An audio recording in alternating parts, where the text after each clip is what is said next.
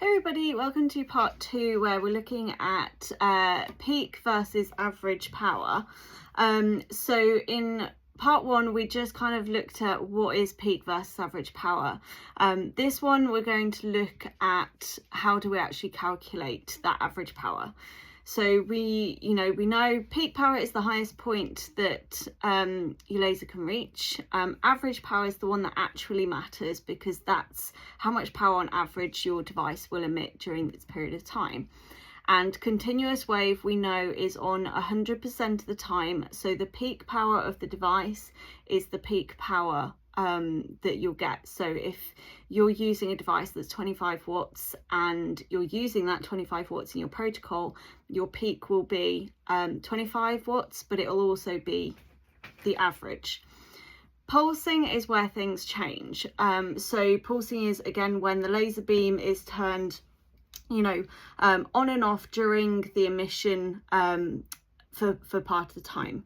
And the reason being for that is generally the thought was that if we pulse the light, then it will give the tissues chance to cool off, which means it will reduce the amount of heat. However, it does then change other things and particularly affects the average power, as you'll see in a moment. So the average power is the amount of energy the laser is emitting each second, and it's used to calculate the dose. So the things we need to know for the average power calculation. So we need to know the pulse frequency, and that's how many times the light is turned on and off. So 50 Hertz is 50 pulses per second. We then need to know the duty cycle, and that's the percentage of time the light is on. So sticking with that 50% duty cycle is on 50% of every second. So if it's on 50%, every 1 second it would only be on for half a second. So in that example we looked at in the first video where it was on for 33.3% in that kind of blue and yellowy orange graph that you saw, the blue was on only 33.3% of emission time. So we need to know either the duty cycle or both the pulse width, which is the duration, and the pulse frequency to be able to determine the average output of the device. So again, if we go back to if we were using 10 watts on continuous wave, it would be 10 joules per second because it's on continuously. But 10 watts if it's pulsed would only be 5 joules per second. So it's quite significantly reduced.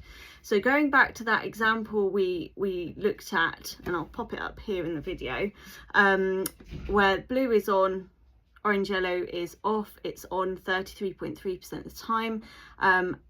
If it was on 2 watts, then the average output would only be 0.66 watts.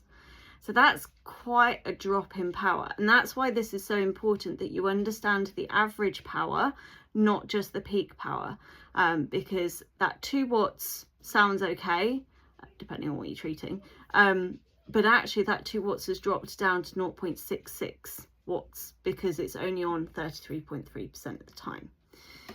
Then we add in super pulsing, and this again changes things again. So with super pulsing, we find it has a fixed pulse width and it has a variable frequency, so that's your hertz. And if its pulse is 200 nanoseconds, which it tends to range between 1 to 200 nanoseconds, and if you had a frequency of say 1000 hertz, which again is quite common, then there are 1000 pulses that are 200 nanoseconds long. So again, going back to our example, 10 watts times 200 nanoseconds times 1000 hertz is 2 milliwatts, which is actually only 0.002 watts on average. So you've gone from having 10 watts in your mind to actually only 0.002 watts on average. So, like I say, they commonly use 1 to 200 nanoseconds, but they do use high frequency pulses with high peak power. But as we see, even 10 watts sounds great for super pulsing, but actually it significantly lowers your average power. So this is why it's so important to not just understand the peak power of a device. So, you know, if it's 10 watts, 25 watts, 50 watts, 75 watts, you need to be able to calculate that average power so that you can truly understand the average power that you're putting out, because that then affects your time, your dose, and your irradiance.